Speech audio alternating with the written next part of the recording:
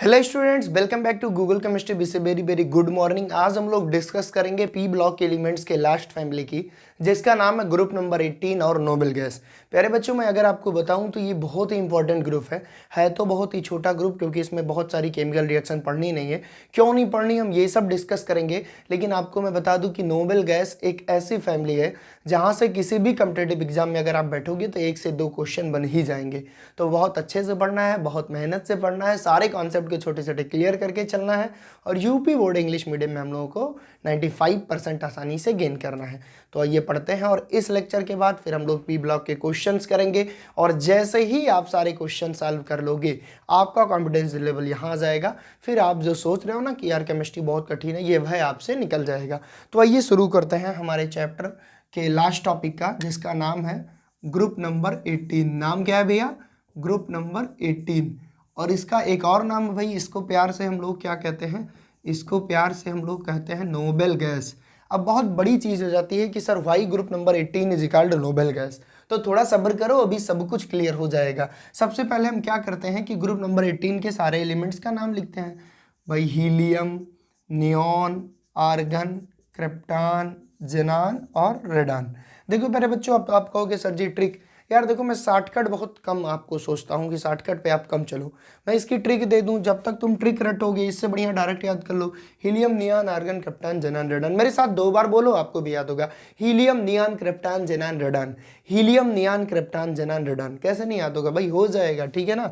तो ये हमारे एलिमेंट्स हो गए। अब एटॉमिक नंबर भाई, हीलियम का 2 होता है, इसमें 8 जोड़ दो इसका 10 हो जाएगा, इसमें 8 जोड़ दो इसका 18 हो जाएगा, इसमें 18 जोड़ दो इसका 36 हो जाएगा, फिर इसमें 36 में 18 जोड़ दो इसका 54 हो जाएगा, फिर इसमें 32 जोड़ दो 86।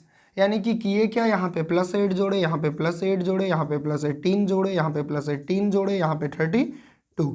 तो किसी भी एलिमेंट्स का एटॉमिक नंबर हम बता सकते हैं किसी ग्रुप में, अगर हमको पहले एलिमेंट्स के एटॉमिक नंबर के बारे में जानकारी है। तो आप सभी को पता है भाई, हाइड्रोजन का बड़ा भाई हीलियम है, जिसका एटॉमिक नंबर 2 होता है। उसके बाद हमने ये चीज़ें कर ली। अब प्यारे बच्चों, हमको ये समझने के लिए कि क्यों ग्रुप नंबर 18 नोबेल गैस कहलाती है, थोड़ा सा इलेक्ट्रॉनिक कॉन्फ़िगरेशन लिखना पड़ेगा, क्योंकि बिना इलेक्ट्रॉनिक कॉन्फ़िगरेशन के गाड़ी नहीं चल सकती हमारी। चलिए भाई देख लेते हैं। तो जब हम हीलियम का लिखेंगे तो लिखेंगे 1s2। जब हम नियॉन का लिखेंगे हम लिखेंगे 1s2, 2s2 एंड 2p6। 2 2 4 और 6 10, 18 भरते हैं भैया। 1s2, 2s2, 2p6 एंड इसके बाद 3s2, फिर 3p6, और इसके बाद फिर भैया 1 मिनट काउंट कर लें यार। 18 हो गया क्या? 2 2 4 6 10 2 12 6 18। तो यहाँ तक मामला सेटल। 36 के लिए भरे हम तो लिखेंगे 1s2, 2s2, 2p6, 3s2, 3p6 and 3d10 and 4s2 and 4p6। इसी तरह हम इसका भी भरेंगे तो लास्ट में आएगा 5s2, 5p6। अब आपको अंदाजा मिल गया होगा।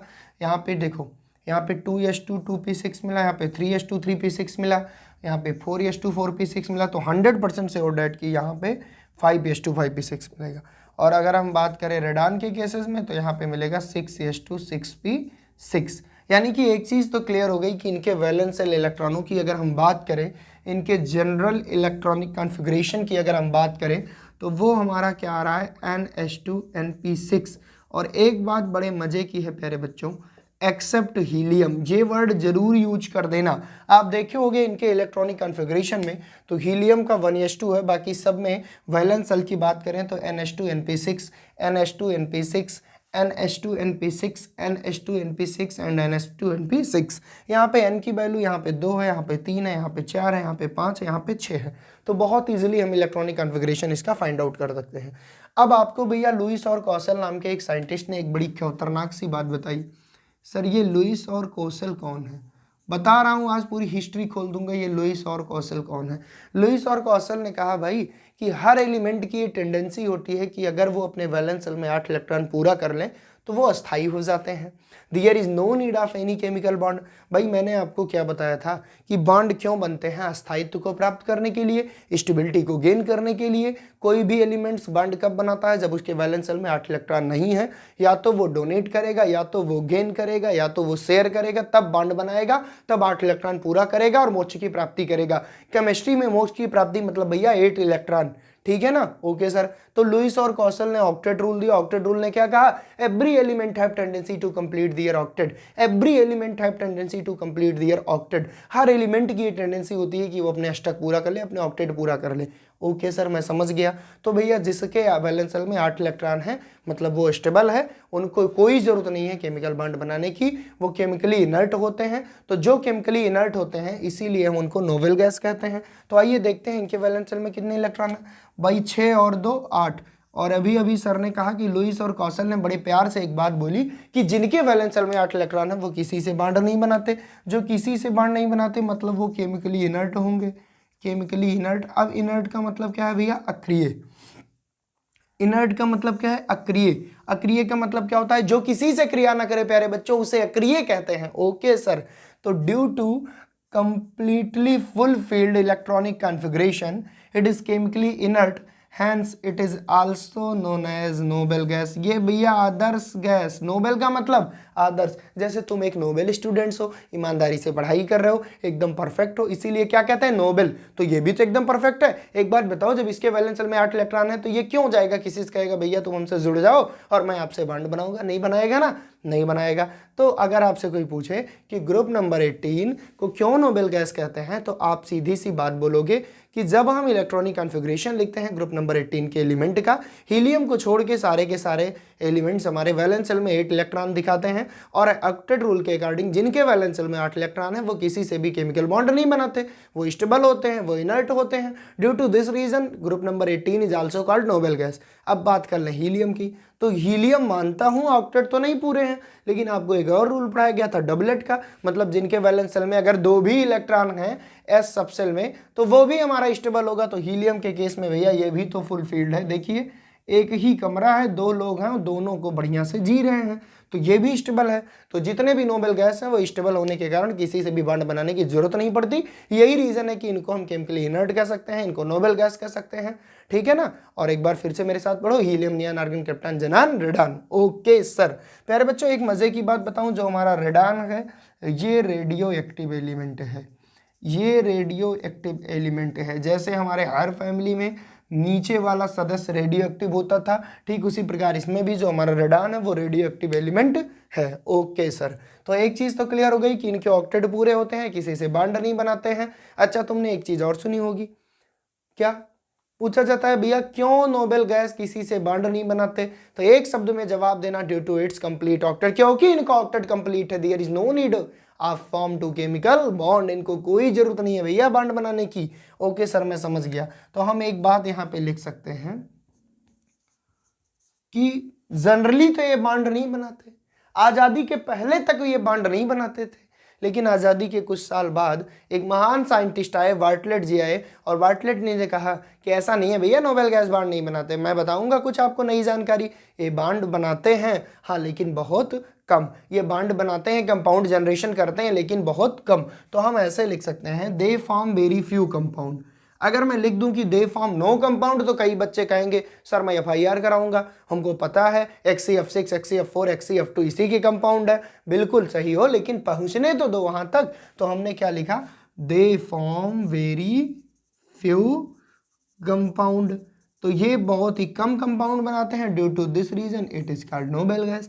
ये भी तुम कह सकते हो, due to this reason it is called inert gas. तो भैया बहुत सारे कॉन्सेप्ट तुम्हारे इलेक्ट्रॉनिक कॉन्फ़िगरेशन से क्लियर होते हैं, और यही रीजन है कि मैं सबसे पहले इलेक्ट्रॉनिक कॉन्फ़िगरेशन कराता हूँ। ठीक है ना, जो सबसे कूदे पहले उसी को अगर मार दोगे तो युद्ध जीतना आसान हो जाएगा। तो आइए अब शुरू करते हैं इनके ऑकरेंस के बारे में, क्योंकि वहां से भी थ्योरेटिकली क्वेश्चन राइज होते हैं। स्टूडेंट्स अब हम बात करते हैं इसके अकरेंस की, जो कि इंपॉर्टेंट थ्योरेटिकल क्वेश्चंस में राइज होते हैं। सबसे पहले यहाँ पे लिखा है all occur in atmosphere except radon. ये कह रहा है कि जितने भी नोबेल गैस हैं, helium, neon, argon, krypton, xenon, radon में से रेडान को अगर छोड़ दिया जाए तो सभी के सभी हमारे एटमॉस्फेयर में पाए जाते हैं। अच्छा, अब ये बात करते हैं कि ये कितना % पाए जाते हैं। तो देखिए यहाँ पे स्पष्ट लिखा है, सारी NCERT लाइन को मैंने यहाँ पे डिकोड किया है कि एटमॉस्फेयर अबंडेंस 1%। अगर हम बात करें कि एटमॉस्फेयर में कितने पाए जाते हैं, तो टोटल गैसों के 1%, जो कि वैसे तो बहुत कम अमाउंट है कि 1% ही केवल, लेकिन नोबेल गैसेज है तो उसके हिसाब से ये बड़ा अमाउंट है। तो अगर कोई आपसे पूछे कि नोबेल गैस एटमॉस्फेयर में कितने परसेंट पाए जाते हैं, तो आप क्या बोलोगे? 1%। ये भी एक एमसीक्यू का क्वेश्चन बन सकता है। ऊपर वाला भी क्वेश्चन बन सकता है कि कौन सी नोबेल गैस हमारे एटमॉस्फेयर में नहीं पाई जाती, तो आप बोलोगे रेडान। ठीक है ना। वहीं पर हम बात करें तीसरे लाइन की, तो यहाँ पे लिखा है helium neon present in radio active mineral. क्या लिखा है भाई? हीलियम और नियॉन हमारे रेडियो एक्टिव मिनरल्स में पाए जाते हैं। अब तुम्हारे मन में तुरंत क्वेश्चन आएगा, सर ये रेडियो एक्टिव मिनरल्स कौन सा है? तो भैया रेडियो एक्टिव मिनरल्स का एग्जांपल है पिच ब्लेंड, आपने नाम सुना होगा, और मोनाजाइट। पिच ब्लेंड और मोनाजाइट हमारे रेडियो एक्टिव मिनरल्स हैं जिसमें हीलियम और नियॉन का अमाउंट पाया जाता है। तो अगर आपसे कोई पूछे कि वो कौन से एलिमेंट्स हैं नोबेल गैसेस के जिनको रेडियो एक्टिव मिनरल्स में पाया जाता है, तो आप क्या बोलोगे? हीलियम और नियॉन, मोनाजाइट और पिच ब्लेंड में पाए जाते हैं। अच्छा, एक चीज़ यहाँ पे मिसिंग हो गई थी। मैंने ये तो बता दिया कि एटमॉस्फेयर में 1% टोटल नोबेल गैस पाया जाता है, लेकिन उन सारे नोबेल गैसेस में सबसे ज़्यादा अमाउंट में एयर में कौन सा पाया जाता है एटमॉस्फेयर में? तो आर्गन हमारा सबसे ज़्यादा अमाउंट में पाया जाता है। मतलब 1% तो सारे नोबेल गैसेस का अमाउंट मिला के हुआ, उसमें से आर्गन की प्रोबेबिलिटी पाए जाने की या फाउंडिंग अमाउंट जो है हमारे एटमॉस्फेयर में वो सबसे ज़्यादा है। मतलब अगर कोई पूछे एटमॉस्फेयर में सबसे ज़्यादा कौन सी नोबेल गैस है, तो आप क्या बोलोगे? आर्गन। ओके बच्चों, यहाँ से एक क्वेश्चन निकला, यहाँ से निकला, यहाँ से निकला, यहाँ से निकला। मैं हर लाइन में एक क्वेश्चन जनरेट कर रहा हूँ जिससे किसी भी तरह से अगर क्वेश्चन आ जाए तो गलत होने की दिक्कत ना रहे। फिर यहाँ पे एक बहुत अच्छी सी बात लिखी है कि natural gas is main source of helium. अगर आपसे कभी ऐसा क्वेश्चन पूछ दिया जाए कि नेचुरल गैस किस नोबेल गैस का मेन सोर्स है, मेरी बात को फिर से सुनना, नेचुरल गैस किस नोबेल गैस का मेन सोर्स है, तो आप बोलोगे हीलियम का मेन सोर्स है। Okay sir. फिर यहाँ पे हम बात करें रेडान कैसे पाया जाता है, यहाँ हमने हीलियम के सोर्स की बात कर ली, नियॉन के सोर्स की बात कर ली, आर्गन एनवायरनमेंट में पाया ही जाता है, हमने ये भी बता दिया। अब यहाँ पे हम बात करते हैं radon is obtained by radioactive decay. Radioactive decay में होता क्या है कि एक बड़ा सा मॉलिक्यूल लेते हैं, उसमें से हम छोटे पार्टिकल में उसको तोड़ने की कोशिश करते हैं। ऐसी प्रोसेस अभी मैं आपको लाइटली समझा रहा हूँ, बहुत डिटेल में नहीं, बस आपको समझने के लिए रेडियो एक्टिव डीके कराते हैं, तब जाके हमको रेडान मिलता है। अब भैया जो रेडान होता है इसका एटॉमिक नंबर कितना होता है? एटॉमिक नंबर तो हमारा 86 ही होता है। तो फिर यहाँ 88 क्यों लिखे? क्योंकि इसी का तो रेडियो एक्टिव डीके करेंगे। तो यहाँ पे हमने रेडान लिया, ठीक है ना, सॉरी रेडियम लिया। रेडियम का हमारा एटॉमिक नंबर कितना होता है? 88। अच्छा देखो, जब हम रेडियम का रेडियो एक्टिव डीके करते हैं तब रेडान मिलता है। इसका एटॉमिक नंबर 88 और हमारा जो एटॉमिक मास है 226। जब हम इसका रेडियो एक्टिव डीके कराए, रेडियो एक्टिव डीके में होगा क्या? यहाँ से एक अल्फा पार्टिकल निकालेंगे। अब अल्फा पार्टिकल क्या है सर? आपके दिमाग में ये भी क्वेश्चन आएगा। भाई अल्फा पार्टिकल हीलियम के एक एटम के बराबर होता है, और helium consist 2 electron and 4 atomic masses. Helium में 2 एटॉमिक नंबर होता है, 4 एटॉमिक मास होता है। तो अगर हम रेडियम 88 226 से एक हीलियम एटम या एक अल्फा पार्टिकल निकाल देंगे तो यहाँ 86 बचेगा, क्योंकि 2 एटॉमिक नंबर डिक्रीज होगा, और यहाँ 222। तो यहाँ पे देखिए हमारा रेडान मिला जिसका एटॉमिक नंबर 86 होता है और एटॉमिक मास 222, और यहाँ पे हमने एक हीलियम एटम को निकाल दिया, 2 और 4 लिखा है, इसी को हम अल्फा पार्टिकल भी कहते हैं। तो अगर कोई हमसे कहे कि भाई रेडान को रेडियो एक्टिव डीके से निकालते हैं, ठीक है, लेकिन किस एलिमेंट्स के रेडियो एक्टिव डीके से हमको रेडान मिलता है, तो बहुत इजीली मेरे सारे होनहार छात्र आप बताओगे कि रेडियम का रेडियो एक्टिव डीके करने पर हमको रेडान मिलता है। कैसे मिलता है भैया? जब एक अल्फा पार्टिकल निकालते हैं। मैं हट जा रहा हूँ, यहाँ पे देखिए, यहाँ रेडियम लिया 88 एटॉमिक नंबर, 226 एटॉमिक मास, यहाँ से हमने एक अल्फा पार्टिकल निकाला, एक हीलियम एटम निकाला। या अल्फा पार्टिकल हीलियम दोनों एक ही होते हैं, दोनों इक्वल होते हैं, ठीक है। तो हमको मिला 88 से 2 घटा दिए, एटॉमिक नंबर 86 मिला, और 226 में से 4 एटॉमिक मास घटाए 222। क्यों भैया? क्योंकि हीलियम का एटॉमिक नंबर 2 और एटॉमिक मास 4 होता है, और हमको एक हीलियम एटम निकालना होता है। उम्मीद करता हूँ समझ गए। सारी लाइन में आपके एक एक एमसीक्यू, एक एक शॉर्ट आंसर कंसिस्टेंट थे, इसीलिए कहता हूं समझ के पढ़ो तो तुम्हारा दिल लग जाएगा। आइए नेक्स्ट चीजों की बात करते हैं। स्टूडेंट्स, अब हम बात करते हैं कि फिजिकल प्रॉपर्टी में कौन कौन से ट्रेंड्स हैं, कैसे कैसे डाउन द ग्रुप जाने पर क्या क्या वेरिएशन आता है। तो एक बहुत ही इंपॉर्टेंट टॉपिक का हम डिस्कशन करेंगे जिसका नाम है भैया आयोनाइजेशन पोटेंशियल। इसी को आयोनाइजेशन पोटेंशियल कहते हैं, इसी को आयोनाइजेशन एनर्जी कहते हैं, और इसी को आयोनाइजेशन एंथैल्पी कहते हैं। तो कंफ्यूज होने की कोई बात नहीं है। सबसे पहले तो मैं आपको फिर से एक बार रिवीजन करा दूं कि क्या होती है ये आयोनाइजेशन एंथैल्पी। प्यारे बच्चों, आपको मैंने बताया था कि अगर कोई एटम है, ठीक है, ये उसके सेल हैं, ये उसका आउटर मोस्ट सेल है, तो आउटर मोस्ट सेल में उपस्थित इलेक्ट्रॉन को, इस इलेक्ट्रॉन को अगर निकालना होगा, मान लो यहाँ पे भैया कोई है, मान लो यहाँ पे आप खड़े हैं, ठीक है ना, और आपका हाथ क्या कर रहा है, ये दोनों लोग ये खींच रहा है। मान लो ये आप खड़े हो और आपका हाथ क्या कर रहा है, इलेक्ट्रॉन को पकड़ के खींच रहा है, ये मेरी तरफ आ जाओ। तो जब इलेक्ट्रॉनों को आप खींचोगे तो कुछ ना कुछ एनर्जी दोगे कि नहीं दोगे, देंगे सर। तो वह मिनिमम रिक्वायरमेंट ऑफ एनर्जी जो किसी भी न्यूट्रल एटम के वैलेंस शेल से एक इलेक्ट्रॉन निकालने के लिए जरूरी होती है, उसको आयोनाइजेशन पोटेंशियल कहते हैं। सर थोड़ा इंग्लिश में बताइए। The minimum requirement of energy to removing one electron of its valence shell is called ionisation potential, ionisation energy, ionisation enthalpy. प्यारे बच्चों मैं फिर से बता रहा हूं, किसी भी न्यूट्रल गैसियस एटम के आउटर मोस्ट शेल से एक इलेक्ट्रॉन खींचने के लिए कुछ ना कुछ एनर्जी लगती है, जो मिनिमम रिक्वायरमेंट ऑफ एनर्जी होती है, उसी को हम आयोनाइजेशन पोटेंशियल कहते हैं। इनको हम आईपी से दिखाते हैं। क्या बात है, इनको हम आईपी से दिखाते हैं। तो मेरे प्यारे बच्चों मुझे एक बात बताओ कि जब यहाँ पे तुम खींचोगे तो क्या लगेगी, रिक्वायरमेंट पड़ेगी एनर्जी की, रिक्वायरमेंट ऑफ एनर्जी। और यही जो एनर्जी की रिक्वायरमेंट है, यही मिनिमम एनर्जी आयोनाइजेशन एनर्जी है। ओके सर मैं समझ गया। अब मुझे बहुत बढ़िया से एक बात बताओ कि अगर हम बात करें आयोनाइजेशन एंथैल्पी की, तो ये सीधा सीधा डिपेंड करेगा एक तो एटॉमिक साइज पे, दूसरा इलेक्ट्रॉनिक कॉन्फ़िगरेशन पे, क्योंकि नोबेल गैस का इलेक्ट्रॉनिक कॉन्फ़िगरेशन NH2 NP6 होता है। मतलब अगर हम इनके परिवार की बात करें तो इनके सारे सदस्य एकदम खुश हैं, अपनी ज़िंदगी एकदम बढ़िया से बिता रहे हैं। तो अगर कोई एकदम खुश है, अगर कोई स्टेबल है, तो किसकी मजाल है जो छेड़े दिलेर को। तो यहाँ से एक इलेक्ट्रॉन निकालना आसान होगा कि कठिन? बिल्कुल सर कठिन होगा। अब तुम ही हो एकदम मन लगा के पढ़ रहे हो, हमारा बोर्ड एग्जाम 95 लाना है, और कोई तुमको कहे चलो बेटा चलते हैं मैच खेलने। हालांकि मैच खेलने के लिए तुम इच्छुक रहते थे, लेकिन क्या ये बताओ तुम्हारी इच्छा होगी नहीं ना, तो उसको तुमको मैच खेलने के लिए ले जाने के लिए खूब मशक्कत करनी पड़ेगी। अरे पढ़ लेना यार, बहुत दिन है अभी, खेलो ओलो माइंड फ्रेश रहे तभी पढ़ पाओ, खूब नौटंकी करेगा ना। तो मेरा मतलब समझो कि जब ये स्टेबल है, इलेक्ट्रॉनिक कॉन्फ़िगरेशन ये इनका फुल फील्ड है, और मैंने कहा था जब फुल फील्ड रहता है इलेक्ट्रॉनिक कॉन्फ़िगरेशन तो मिल जाती है स्टेबिलिटी। और जब कोई स्टेबल है तो इसको कोई हिला सकता है? तो एक इलेक्ट्रॉन निकालेगा तो आसानी से निकालेगा? नहीं सर नहीं निकलेगा, बहुत मशक्कत लगेगी। तो हम क्या बोल सकते हैं कि it's IP value is very high. और ये एक एग्जाम का क्वेश्चन है भैया, तुम्हारे यूपी बोर्ड इंग्लिश मीडियम और सीबीएसई बोर्ड वाले जानते हो क्या पूछते हैं? पूछते हैं कि why noble gas consist high value of IP. तो आप तुरंत क्या जवाब दोगे?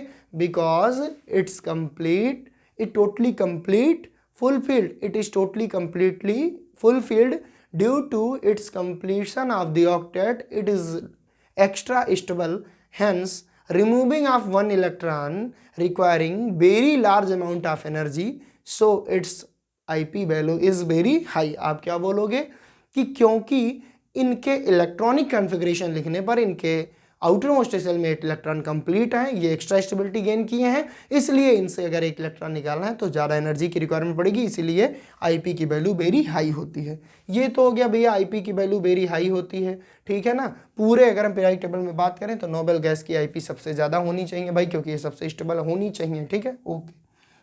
अब मैं कहता हूँ कि जब हम टॉप टू बॉटम आए किसी ग्रुप में, मान लो कि इसी नोबेल गैस में हम क्या आ रहे हैं भैया, हम टॉप टू बॉटम आ रहे हैं, यानी ऊपर से नीचे आ रहे हैं, तो मानता हूं भाई एनर्जी तो बहुत लगेगी क्योंकि इलेक्ट्रॉन एक्स्ट्रा स्टेबिलिटी पा गए हैं, लेकिन ऊपर से नीचे आएंगे तो साइज भी तो बढ़ेगी।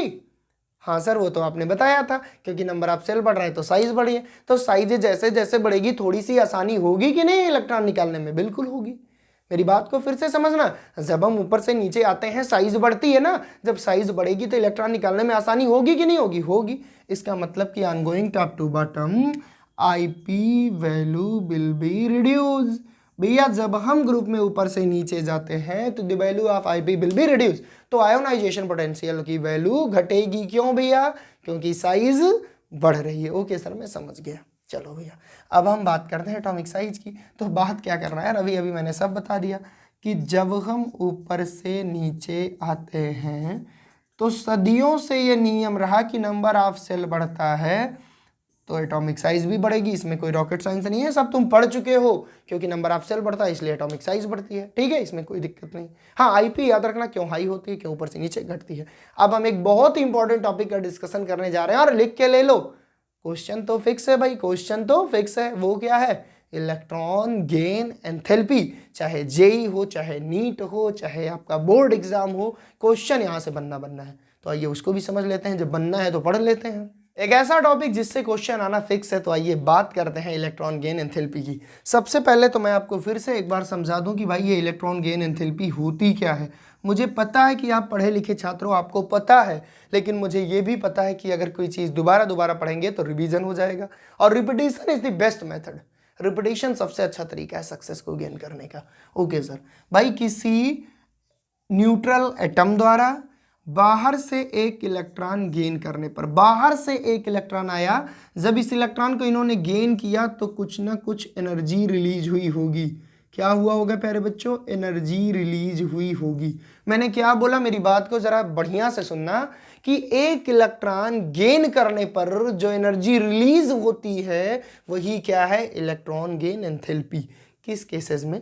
अगर तुम अट्रैक्शन शो करो, अगर न्यूक्लियस इलेक्ट्रॉन को अट्रैक्ट करे तो एक इलेक्ट्रॉन गेन करने पर जो एनर्जी का अमाउंट रिलीज होगा वही क्या है प्यारे बच्चों? Electron affinity, electron gain enthalpy. और इलेक्ट्रॉन गेन एंथैल्पी में तुम वैसे ही देख लो, इलेक्ट्रॉन मतलब इलेक्ट्रॉन, गेन मतलब जब भैया कोई चीज गेन कर लो, एंथैल्पी मतलब एनर्जी चेंज। तो किसी भी न्यूट्रल गैसियस एटम द्वारा एक इलेक्ट्रॉन गेन करने पर जो एनर्जी चेंज आती है, चेंज क्या आएगी? एनर्जी रिलीज होगी। वो क्या है? Electron gain enthalpy. अब मुझे एक बात बताओ कि नोबेल गैस की इलेक्ट्रॉन गेन एंथैल्पी ज्यादा होगी कि कम? एंथैल्पी मतलब जो एनर्जी रिलीज हो रही है वो ज्यादा होगी कि कम? भैया तुमने पढ़ा था नोबेल गैस के वैलेंस शेल में 8 इलेक्ट्रॉन पूरे हैं, मतलब उनको किसी की जरूरत नहीं है, ना तो आना ना तो जाना, मगर इस बार तुम ही आना। बात समझ रहे हो ना? उनको किसी की भी जरूरत नहीं है, ना तो वो बॉन्ड बनाएंगे, ना वो इलेक्ट्रॉन देंगे, ना इलेक्ट्रॉन लेंगे। तो जब वो लेंगे ना देंगे, इलेक्ट्रॉन गेने नहीं करेंगे, तो एंथैल्पी कैसी? अरे सर ये क्या? भैया आप खुद सोचो कि जब इनके इलेक्ट्रॉनिक कॉन्फ़िगरेशन लिखने पर 8 इलेक्ट्रॉन इनके बैलेंस सेल में कंप्लीट हैं, जब ये इलेक्ट्रॉन को गेन ही नहीं करेंगे तो एनर्जी रिलीज कैसे होगी? क्यों नहीं गेन करेंगे सर? तुम एकदम हंसी खुशी अपना जीवन बिता रहे हो, तुम्हारे घर में कोई मेहमान को तुम क्यों बुलाओगे? जब एकदम खुश हो बुलाते तब हो भाई, जब खाली खाली लग रहा है, कोई आया नहीं, बहुत दिन हो गया। बात समझ रहे हो ना? तो नोबेल गैस का इलेक्ट्रॉनिक कॉन्फ़िगरेशन फिर से रिकॉल करा दो। NH2 NP6 है, इनके ऑक्टेट पूरे हैं, ऑक्टेट पूरे हैं तो ये ऑलरेडी स्टेबल हैं, तो ये क्यों इलेक्ट्रॉन लेंगे? और जब ये इलेक्ट्रॉन लेंगे नहीं तो कैसी एनर्जी? इसका मतलब कि नोबेल गैस की इलेक्ट्रॉन अफिनिटी 0 होती है। और लिख के ले लो, एक question UP board English medium में छप जाएगा ये क्वेश्चन, कि नोबेल गैस की इलेक्ट्रॉन गेन एंथैल्पी क्यों 0 होती है। आप एक बात बोलोगे कि जब हमने नोबेल गैस का इलेक्ट्रॉनिक कॉन्फ़िगरेशन लिखा तो हमको एक चीज पता चली कि it consist 8 electron in their valence shell, it feel extra stability due to this reason it does not gain any electron, hence its electron gain enthalpy is 0। Sir हम नहीं लिख पाते, हमको लिखना सिखाइए। जो आपको नोट्स मिलेगी ना क्वेश्चन की, उसमें सारे क्वेश्चन विद आंसर मेंशन रहेंगे। टेंशन नहीं लेना है, मेहनत से पढ़ना है, फोड़ देना है। यार बोर्ड एग्जाम की कितनी औकात जो हमारी मेहनत के आगे हमको रोक पाए, ठीक है ना? ओके सर, ठीक, ये तो क्लियर हो गया भैया कि इलेक्ट्रॉन गेन एंथैल्पी 0 होती है। अब एनसीईआरटी में एक बड़ी और खूबसूरत सी बात की है कि अगर इलेक्ट्रॉन गेन एंथैल्पी की वैल्यू कुछ होगी तो वो पॉजिटिव होगी। अरे एक तरफ आप कह रहे हैं 0 होती है, एक तरफ आप कह रहे हैं अगर इलेक्ट्रॉन की एंथैल्पी की वैल्यू कुछ ना कुछ होगी तो पॉजिटिव होगी। और ये भी क्वेश्चन बहुत इंपॉर्टेंट है कि नोबेल गैस क्यों इलेक्ट्रॉन अफिनिटी की वैल्यू, इलेक्ट्रॉन की एंथैल्पी की वैल्यू या तो 0 दिखाता है या तो पॉजिटिव दिखाता है। तो आइए जिक्र करते हैं। अगर नोबेल गैस में इलेक्ट्रॉनों की कमी होती तो नोबेल गैस इलेक्ट्रॉनों को अपनी तरफ अट्रैक्ट करता, नोबेल गैस का न्यूक्लियस इलेक्ट्रॉनों को अपनी तरफ अट्रैक्ट करता, जब ये इलेक्ट्रॉनों को अट्रैक्ट करता तो एनर्जी रिलीज होती। ओके सर, लेकिन ये स्टेबल है, इसको जरूरत नहीं है इलेक्ट्रॉन लेने की। अब कोई जबरदस्ती कहे नहीं हम देंगे, तो बजाय एनर्जी रिलीज होने के इसको खुद एनर्जी लगानी पड़ेगी। ये जो बाहर से कोई आया कहा नहीं भैया हम देंगे, बजाय एनर्जी रिलीज होने के इसको खुद एनर्जी देनी पड़ेगी नोबेल गैस के वैलेंस शेल में एक इलेक्ट्रॉन डालने के लिए। तो अगर एनर्जी रिलीज होती तो वैल्यू आती माइनस में, अगर एनर्जी रिलीज नहीं हो रही है बल्कि एनर्जी देनी पड़ रही है तो वैल्यू आएगी प्लस में। अरे ये तो आईपी के जैसी वैल्यू आ गई। The minimum requirement of energy to inject 1 electron to its valence shell electron is called electron gain enthalpy in the case of noble gas. मैंने क्या बोला, मैं फिर से एक्सप्लेन करता हूं, क्योंकि एक्स्ट्रा स्टेबल है, एक इलेक्ट्रॉन ये नहीं चाहेंगे मुझे मिले, और अगर तुम डालोगे तो एनर्जी लगेगी बजाय निकलने के। तो अगर एनर्जी लगेगी तो वैल्यू इलेक्ट्रॉन गेन एंथैल्पी की क्या आएगी? पॉजिटिव आएगी। तो अब समझे मेरे प्यारे बच्चों, कितना आसान ये कॉन्सेप्ट था। उम्मीद करता हूँ समझे होगे। तो इलेक्ट्रॉन गेन एंथैल्पी या तो 0 होगी या तो पॉजिटिव होगी। 0 क्यों होगी? There is no need of any bonding, यहाँ कोई जरूरत नहीं है किसी की यार, कोई जरूरत नहीं। वो जो गाना है ना, मगर इस बार तुम या नहीं कहेंगे, मगर इस बार कोई मत आना, there is no need of any electron, ठीक है। लेकिन तुम अगर कसम खाओ नहीं मैं जाऊंगा मैं जाऊंगा मैं जाऊंगा, तो जाओगे तो बजाय एनर्जी रिलीज होने की एनर्जी देनी पड़ेगी, और इसलिए इसकी वैल्यू पॉजिटिव आती है। उम्मीद करता हूं समझे होंगे। चलते हैं नेक्स्ट टॉपिक पे। स्टूडेंट्स, बात करें अगर physical property of the noble gas की, तो बड़ी इंटरेस्टिंग फिजिकल प्रॉपर्टी यहाँ पे लिखा है All मोनोएटॉमिक। ये जो भी हमारे पाए जाते हैं हीलियम, नियॉन, आर्गन, क्रिप्टॉन, ये मोनोएटॉमिक, मतलब ऐसे लिखा रहेंगे, ऐसे ऐसे कहीं नहीं लिखा रहेगा, ओके, यानी कि ये मोनोएटॉमिक फॉर्म में पाए जाते हैं। वहीं पर हम बात करें सेकेंड प्रॉपर्टी की, कलरलेस होते हैं और टेस्टलेस होते हैं, ठीक है। कलरलेस एंड टेस्टलेस, मतलब इनको अगर तुम चखोगे ना तो कोई टेस्ट नहीं मिलेगा, और कलरलेस तो ये होते ही हैं। बात करें अगर वाटर में सॉल्युबिलिटी की, तो it is sparingly soluble in water, ये स्पायरिंगली सॉल्युबल होते हैं वाटर में। तो यहाँ तक कोई बहुत बड़ी बात नहीं थी। हाँ, एक बड़ी बात ये थी, ये मोनोएटॉमिक होते हैं, ठीक है। बात करें अगर इनके बॉइलिंग और मेल्टिंग पॉइंट की, तो बहुत लो होते हैं। क्यों भैया? अभी तक हमने क्या पढ़ा? कोवेलेंट रेडियस पढ़ा, मेटालिक रेडियस पढ़ा। अभी तक हमने जितना पढ़ा उनमें कोवेलेंट बॉन्ड रहता था, या तो आयनिक बॉन्ड रहता था, या तो मेटालिक बॉन्ड रहता था। लेकिन नोबेल गैस के केसेस में मैंने आपको बताया है, जब मैंने केमिकल बॉन्डिंग चैप्टर क्लास 11 में पढ़ाया था, कि ये वांडर वाल फोर्स से जुड़े होते हैं। तो वांडर वाल फोर्स तो यार कमजोर होता है, ये वांडर वाल फोर्स से नोबेल गैसेस जुड़े होते हैं। और वांडर वाल फोर्स में कई सारे टाइप के फोर्स आते हैं, जिसमें से ये weak dispersion force, interaction of dispersion force, ये वांडर वाल का एक टाइप है जो कि बहुत वीक होता है। तो सीधी सी बात हम आपको ऐसे समझा दें, इनका मेल्टिंग और बॉइलिंग पॉइंट इसलिए वीक होता है क्योंकि it consist weak van der Waals force. और वांडर वाल फोर्स का एक टाइप है, अगर हम डेप्थ में जाएं, जो कि क्या है? Weak interaction of dispersion force. तो ये जो डिस्पर्जन फोर्स है ये बहुत वीक है। जब ये वीक है तो मेल्टिंग और बॉइलिंग पॉइंट होगी कम। क्यों भैया? आसानी से बॉयल होने लगेंगे, आसानी से मेल्ट हो जाएंगे, ठीक है। तो मैं क्या कहना चाह रहा हूँ कि जो हमारे नोबेल गैस है, इनकी बॉइलिंग और मेल्टिंग पॉइंट कम होती है। क्यों कम होती है? Due to weak interaction of dispersion force कह सकते हो, या ये एक टाइप है वंडरवाल फोर्स का, डायरेक्ट कह दो due to weak van der Waals force. Noble gas में वंडरवाल फोर्स होती है, ये बात आपको जाननी चाहिए। वंडरवाल बॉन्ड द्वारा नोबेल गैसेस जुड़ी होती है, ओके सर, ठीक। लास्ट पॉइंट ये कहते हैं कि हीलियम का बॉइलिंग पॉइंट 4.2 केल्विन है। हीलियम का बॉइलिंग पॉइंट 4.2 केल्विन है, ये बात जानना बहुत जरूरी है। Lowest boiling point of any known substance, ये कहते हैं जितने भी नोन सब्सटेंस हैं उनमें सबसे कम बॉइलिंग पॉइंट हमारा किसका है? हीलियम का 4.2 केल्विन। तो ये तो क्वेश्चन बन सकता है भाई आपके जेईई और नीट और बोर्ड एग्जाम में।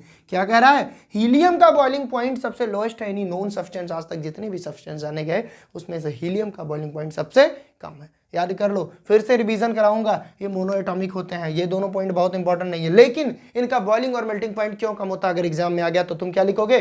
Because it is bonded by the weak interaction of dispersion force. या ये नहीं याद हो रहा है तो लिख देना weak van der Waals force, okay, answer number मिल जाएगा। तो ये हुआ हमारा फिजिकल प्रॉपर्टी। अब हम रुक करते हैं केमिकल प्रॉपर्टी की तरफ। तो आइए देखते हैं भैया, अभी एक तरफ हमने कहा कि केमिकली इनर्ट होते हैं, दूसरी तरफ हम कह रहे हैं केमिकल प्रॉपर्टी। देखता हूँ कुछ तो ट्विस्ट जरूर होगा भाई, बार्टलेट ने क्या ऐसा कहा, ये देख लेते हैं।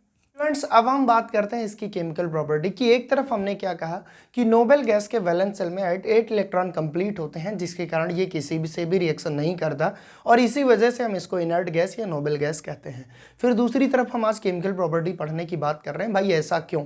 तो एक महान साइंटिस्ट जिनको हम कहते हैं नील बॉर्टलेट, एक महान साइंटिस्ट नील्स बॉर्टलेट जी आए, और उन्होंने कहा कि मैं ऑब्जर्व करूंगा नोबेल गैसेस की रिएक्शन, मैं बनाऊंगा नोबेल गैसेस से कंपाउंड। तो 1962 में इन्होंने फर्स्ट नोबेल गैस के कंपाउंड को ऑब्जर्व किया, और उसके बाद से ये कहने जाने लगा, पहले ये कहा जाता था नोबेल गैस कंपाउंड नहीं बनाता, और पहले क्या हम लोग आज भी बोलते हैं कि नोबेल गैस कंपाउंड नहीं बनाता।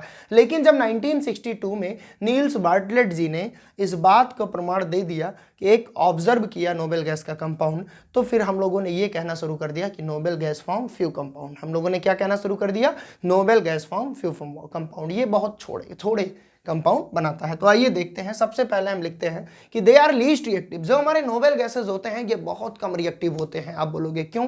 क्योंकि इनके ऑक्टेट पूरे होते हैं। सबसे पहला आंसर कंप्लीट फुलफिल्ड ऑक्टेट या कंप्लीटली फुलफिल्ड इलेक्ट्रॉन, बिल्कुल इनके कंप्लीटली फुलफिल्ड इलेक्ट्रॉन होते हैं इनके सारे ऑर्बिटलों में। वहीं पर हम बात करें सेकंड पॉइंट की, भाई क्यों ये लीस्ट रिएक्टिव होते हैं? क्योंकि इनकी आईपी वैल्यू बहुत ज्यादा होती है। भाई इनसे एक इलेक्ट्रॉन निकालना आसान थोड़ी ना है, बड़ा मुश्किल काम है, इसलिए भी ये लीस्ट रिएक्टिव है। पता लगे एक इलेक्ट्रॉन निकालना है, खूब एनर्जी लगानी पड़े, तो हम सोचेंगे क्या मतलब यहाँ एनर्जी लगाने का, इससे बढ़िया कहीं और लगा देंगे तो कुछ बड़ा काम हो जाएगा, ठीक है ना, ओके सर। वहीं पर बात करें इलेक्ट्रॉन गेन एंथैल्पी की, तो अभी प्रीवियस टॉपिक हमने देखा कि या तो जीरो होगी या तो प्लस होगी, तो पॉजिटिव इलेक्ट्रॉन गेन एंथैल्पी होने के कारण भी लीस्ट एक्टिव है। देखो भाई रिएक्शन कैसे होती है, या तो एक इलेक्ट्रॉन निकाल के या तो इलेक्ट्रॉन गेन करके, ठीक है, या तो एक इलेक्ट्रॉन डोनेट करके या तो इलेक्ट्रॉन गेन करके, यही तो रिएक्शन होती है। हाँ सर, इसकी आईपी वैल्यू भी ज्यादा है, एक इलेक्ट्रॉन निकालने में भी बड़ी समस्या है, इसकी इलेक्ट्रॉन गेन एंथैल्पी भी या तो प्लस है या तो जीरो है, मतलब इलेक्ट्रॉन डालने में भी एनर्जी लगेगी बजाय निकलने के।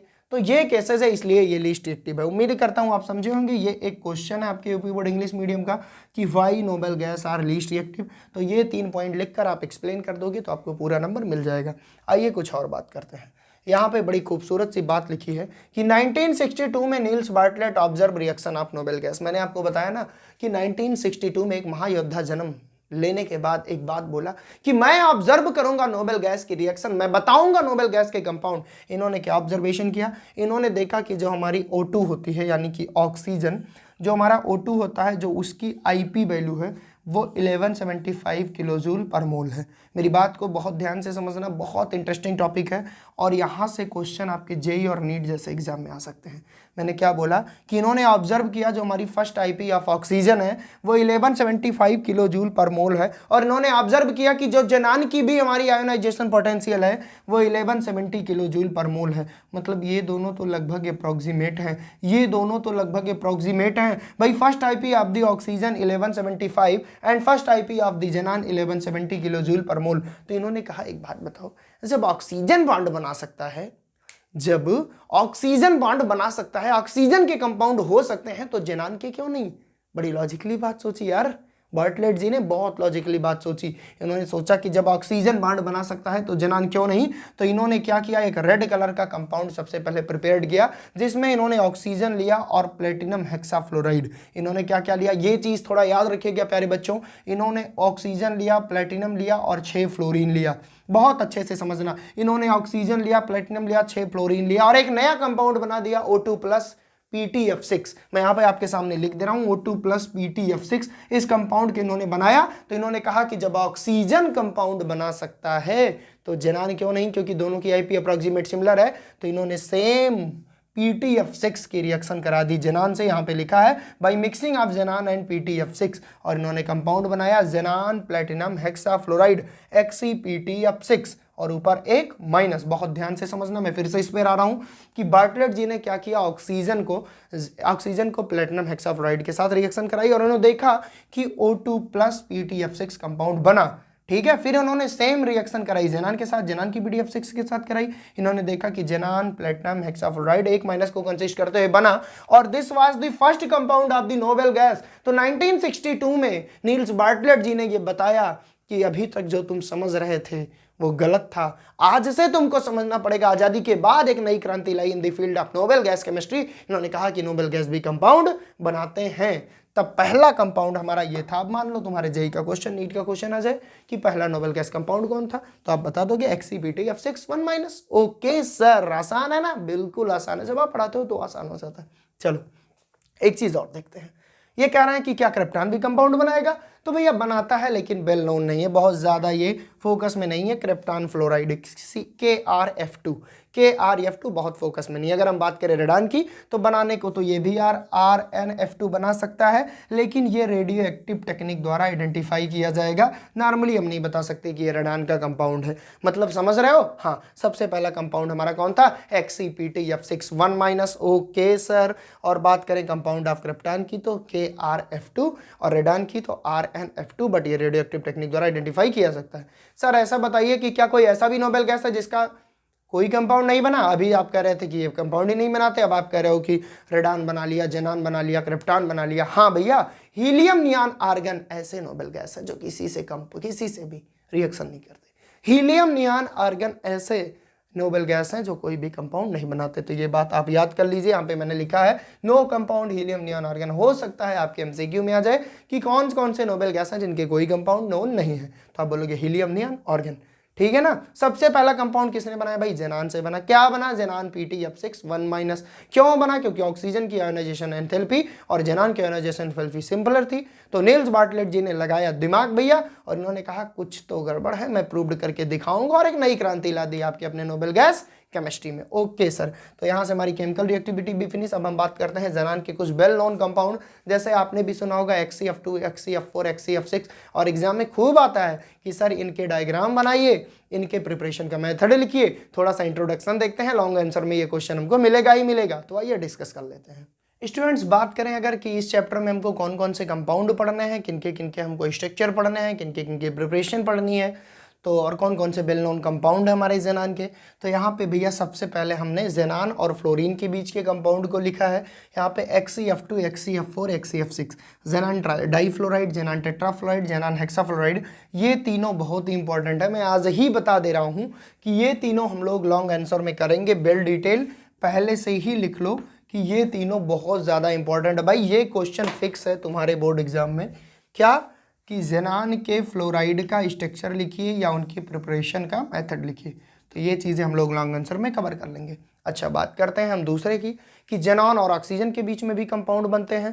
तो XeO3, XeO2F2, XeOF4 और भी कुछ कंपाउंड है, ऐसा नहीं कि बस इतने ही हैं, ये भी हमारे सिलेबस में है। इनका भी हमको डायग्राम, स्ट्रक्चर और सारी चीज़ें पढ़नी है। तो ये दोनों टॉपिक हम लोग लॉन्ग आंसर में कवर करेंगे। मैं आपको एक माइंडसेट दे रहा हूँ, दिस इज क्रैश कोर्स। मैंने आपको पहले बता दिया था कि ये क्रैश कोर्स है। यहाँ पे फिर भी मैंने बहुत एलिब्रेट करके पढ़ाया। मैंने आपको क्वेश्चन हिट कराना है, हमको आपको बोर्ड एग्जाम में नंबर दिलवाने हैं, उस अकॉर्डिंग मैं आपको यहाँ पे पढ़ा रहा हूँ। बात करूँ अगर यूजेस की हमारे, तो हीलियम आपको पता है भाई नॉन फ्लेमेबल है, बहुत ही हल्की होती है, इसलिए इसका यूज़ हम करते हैं बैलून में भरने पर, और ये बैलून यूज़ होता है मेट्रोलॉजिकल ऑब्जर्वेशन में। ओके सर, ये तो क्लियर हो गया। और आपको पता होगा भैया नियॉन जो होता है हमारा, नियॉन को हम कहाँ भरते हैं, यहाँ पे स्पष्ट लिखा है कि फ्लोरेसेंस बल्ब में। नियॉन हो गया, आर्गन हो गया, ये सब बल्ब में भरे जाते हैं। क्यों? क्योंकि इनर्ट एनवायरनमेंट पैदा करते हैं, बहुत हल्के भी होते हैं। ठीक है, तो फ्लोरेसेंस बल्ब में भी नियॉन का प्रयोग करते हैं। बात करें आर्गन की, तो यहाँ पे लिखा है इनर्ट एटमॉस्फेयर, यानी आर्गन को अगर हम कहीं पे इनर्ट एटमॉस्फेयर जनरेट करना है तो आर्गन का यूज करते हैं। वैसे तो नोबेल गैस के बहुत ज़्यादा यूज हैं। यहाँ पे NCERT में स्पेसिफिक 3 लाइन्स लिखी थी, मैंने उसी को आपको एक्सप्लेन किया कि हीलियम नॉन फ्लेमेबल होता है। ठीक है, लीस्ट रिएक्टिव तो होता ही है, बहुत ही लाइटर होता है, इसलिए इसको बैलून में भरते हैं मेट्रोलॉजिकल ऑब्जर्वेशन के लिए। नियॉन को हम फ्लोरेसेंस बल्ब में भरते हैं। और जो आर्गन की बात कर रहे हैं, इनर्ट एटमॉस्फेयर।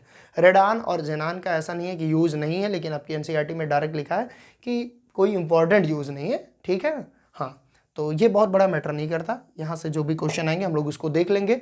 तो इसी के साथ हमारा पूरा जो सबसे बड़ा चैप्टर था पूरे इनऑर्गेनिक केमिस्ट्री का और सबसे स्कोरिंग चैप्टर था, जिसका नाम था पी ब्लॉक, उसको हमने फिनिश कर लिया। और आज मुझे महसूस हो रहा है टाइम लगा, लेकिन एक एक कॉन्सेप्ट की गुत्थियों को खोल दिया गया पी ब्लॉक एलिमेंट्स में। तो आपकी जिम्मेदारी है कि इन सारे वीडियो लेक्चर को 2-2 बार देखो, और अब जब मैं क्वेश्चन कराऊंगा तो उस क्वेश्चंस को आप करोगे मेरे साथ, और मेरी गारंटी है तब आप कहोगे कॉन्फिडेंस आ रहा है सर। कॉन्फिडेंस आएगा तो कंसिस्टेंसी बनेगी, कंसिस्टेंसी आएगी तो रिजल्ट खुद ब खुद आपके सामने आएगा। तो आज के लिए बस इतना ही। Bye bye, take care, best wishes, पढ़ते रहना, यूपी बोर्ड इंग्लिश मीडियम के इस जंग को लड़ते रहना। Thank you.